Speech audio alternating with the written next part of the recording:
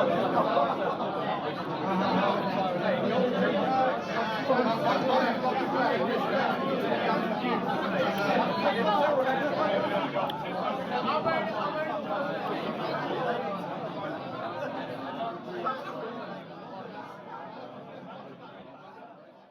this is Lillington Gardens Estate in Pimlico, with a huge contrast for us.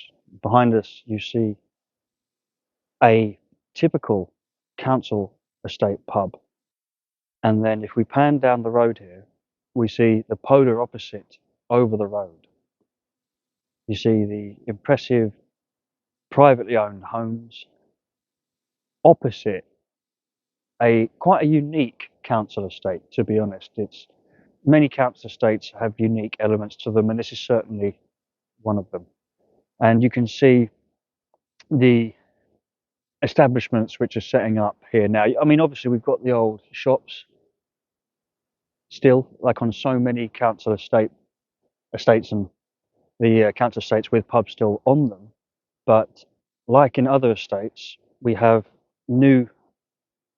newcomers, like this little shop here, which is certainly of the liberal variety, which is easier. It's far easier for companies and setups like this to exist in today's time than it would have been in the direct time that these estates were first put into use. So let's go and have a look at the other pub, but you can see straight away this is still a true council estate pub, and it's got some cheap pints actually. I mean, we looked, one of the pints there was about £3.20 or £3.60. I mean, if you compare that with local pubs, that's pretty good. So an estate like this, you'd get your pubs scattered around so that there was enough to go around, and if you got yourself banned from one, at least you might have another one you could go in. But you can see the community centre there, little church in the middle. That's not why we're here. As we said, there's lots of buildings that used to be pubs in these estates that have turned into churches or places of worship, shall we say. They're a strange entity, because in one breath you're reminded of this area was stricken with drug issues, poverty, and directly behind it is extreme extravagant wealth. And if you was to buy one of these flats now, to sell it or to buy it would cost you a lot of money. So it's a strange world, which is really, you know, it's a mixture of the poor and the wealthy finally in one situated location, as opposed to looking at each other over the road. So come in for us, please, cameraman. We're about to see what I see as a bit of a crime. Now, that is a very impressive church, really. Compared with most that you get in council estates, that's quite a awe-inspiring building, in my opinion. Very nice. But I'm not so enthusiastic about this thing. It's called Moo. Let's just take a second to admire this pub sign, shall we? Now, bear in mind that would have once had an actual pub sign on it with a real pub name, and it's now called Moo, with an uninventive sort of woodwork thing going on there. I don't know if you think I'm being cruel, but I'm unimpressed. In fact, I'm borderline impressed how unimpressive this location is, considering they've made so much effort to make it impressive. Welcome. And I think it sort of highlights once again the idea of what was once a place for people that mightn't have been able to afford to go elsewhere to enjoy themselves has become a gentrified socialite gathering spot. People from outside now travel in. I mean, we've passed many people that are homeless here. It's that real combination between the reminder of the people that used to be downtrodden and this newly established world which is taking over even the flat roof and the council estate pubs like this.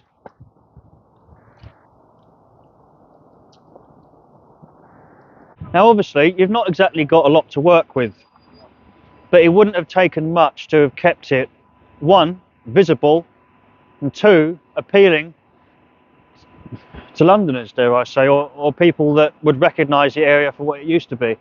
But that's becoming more and more difficult as time goes on. So this is the third of the pubs on the estate, and you can see why I've saved it till last, because you'd be forgiven for thinking this was a new coffee shop or something of that nature, but especially disturbing to me, and to show how far we've come since the days of estates like this being set up, is this, what was once a pub is now recommended by The Guardian, the New York Times, the Washington Times, the Telegraph, the BBC, Time Out, TripAdvisor. Needless to say, first of all, why the Washington Times and so on are invested in this, you'll have to tell me. But this is no longer a quaint little place for locals to hide away. It's now some sort of internationalist hotspot for the mainstream media to advertise, thus highlighting heavily how far this place and its cultural traits have fallen from grace, in my humble opinion.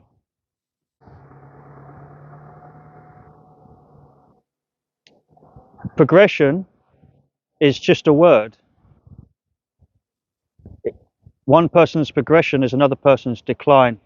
And just because you fill something up doesn't mean it isn't empty.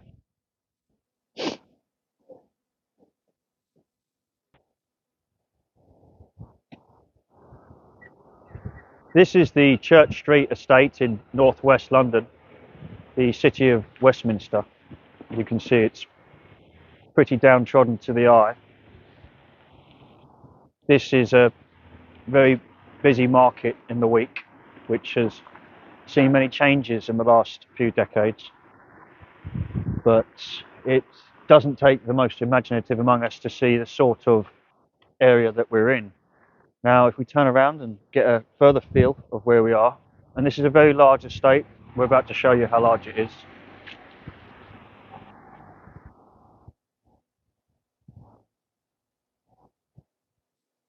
So this sign simply says Church Street area, and you can see it lists 48 blocks and shows an extensive area in which they are laid out. Now, the reason that this is so important in relation to this pub is because there's only one council estate pub left on the entire estate. So if we turn around and we briefly look at the Lord High Admiral, which is a very well-known pub to locals and people from outside the area travelling in, but stands very lonesome now in comparison to how it used to be. Look back at this chart now. Now that we have an understanding, look again at this entire estate, 48 blocks, and that is, it's not the only pub nearby. There's a pub just down the road, but that is the last council estate pub in the area. And we're here relatively early, and they've not long turned the lights on, so I wonder how long it will be until someone walks in. The weather seems to exemplify the feel of the place. I mean, look here. We look at the huge effort being made on these elaborate Christmas decorations. To complement them, we have a pair of what look like tracksuit bottoms hanging beside them. So, you know, it's not exactly a homely feel, is it? So now we're in Kilburn, in a particularly picturesque, lavish part of the area, as you can tell, to look at a pub which is particularly important to my cameraman and many people like him. But it's gone, like so many of the other council estate pubs or pubs in general that we are mourning today. And if the cameraman was to look just here, we see in this dingy underground car park the cellar to the pub in question, in which we're about to go out and see. And when we go out, one of the first things that you'll notice is the new world built directly in front of us over the road there, the new builds, and it will become quite apparent how different they are in contrast to the old estate in question. Come on, mate.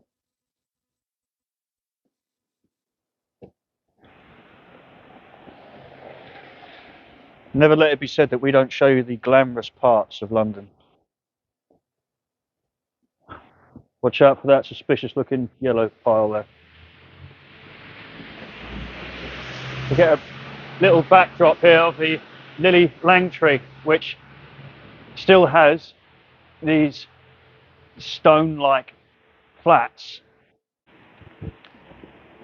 So ignore that for now, cameraman, to a degree. Come over here.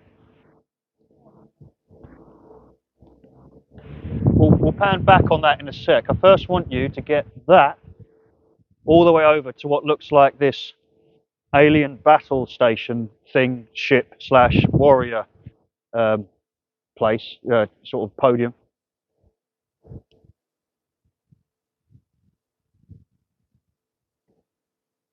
So they are the typical, 60s onwards style estates, tower blocks.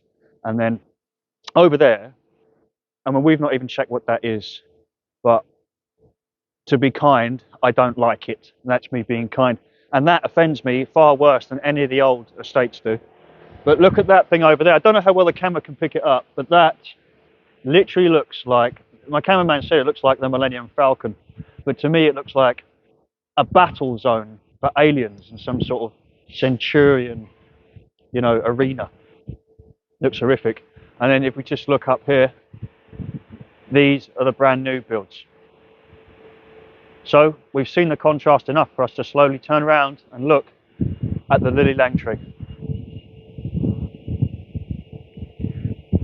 And this pub, like some others that we've been to, was very important to people outside of the area, not just those in the council estate. So many council estate pubs, they're important mainly to the inhabitants, whether it be for financial reasons, social reasons, or whatever. But this pub was, shall we say, loved by many outsiders as well, of the working class community, not the gentrified communities that we see today. And for me, this is one of my favourites. Just immediately how awe-inspiring it is and how upsetting it is to the eye. If this sort of thing bothers you and you can see the decline of our cultural traits, then this for me is a real big one. On a main road like this, sitting there empty, it almost feels like, with pubs like this, it feels a bit like some of our elderly. It feels like it's just waiting to seep away, a lot of these pubs. It feels like they are the last of their time and they're just patiently awaiting the end. As morbid as it is to say, that's really how it feels. So I'm now in North Kensington, in a location with pretty much no pubs left. Come towards me, please, cameraman. And just to your left, you'll see where we are, signposted, as well as a new build, situated above a co-op. Follow me.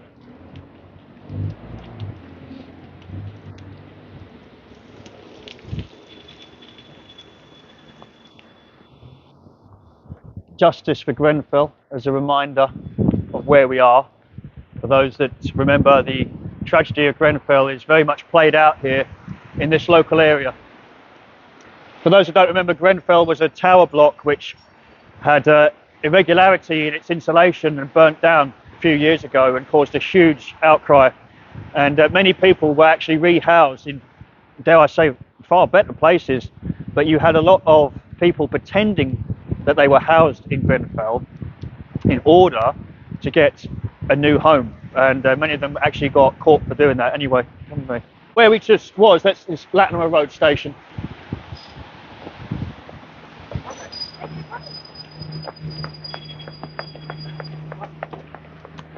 So the Pig and Whistle here, which is so like so many other pubs we've been looking at, as I mentioned a moment ago, it's not only special because it's the only council estate pub in the area, but one of the few pubs left in the area.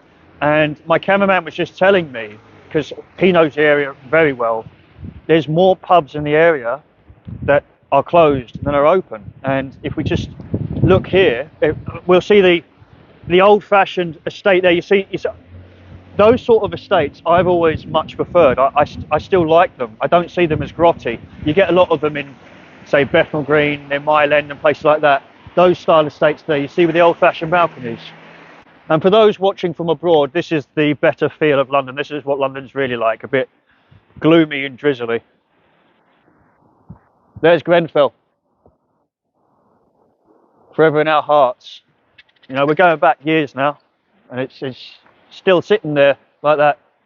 And I think that this backdrop really highlights everything. You see Grenfell behind it, which, if you're a local resident or even someone from England, you'll know the story. And after that estate had the fire, this area started changing quite heavily. New builds started going up everywhere, and it was almost like some of the councils capitalised on the tragedy in an effort to get their grants for new buildings and start housing people left, right, and centre. But this pub here, the Pig and Whistle, is one of the physical reminders of not just the past, but the drastic change of the area. And I keep saying the same things, but it's because it's the same sentiment that I have to cover. And if you, in the background there, you see one of these sort of modern buildings that's already grotty. You can see the walls are already cracking. There's grubbiness all over it. But then just to the left is this. And for me personally, these are my favourite of the council estates of the past, personally. Now, pubs like this, you can see it's a stone-baked pizza delivery service. You know, it's certainly nothing like it used to be.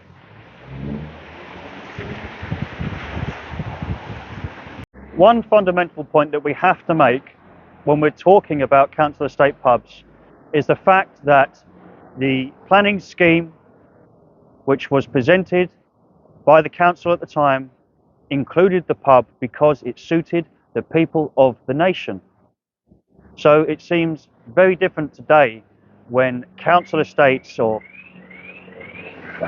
call them council estates, but they don't look like council estates anymore. They'll have a plot of land with all of these new builds on them, and it's just, you can't really be sure what you're looking at. You don't know whether you're looking at a council estate or a financial sector these days. But one thing is for sure, that after the Second World War, the government at the time seemed to understand and accept, all the way up to recent times, just how important the pub was to the British person.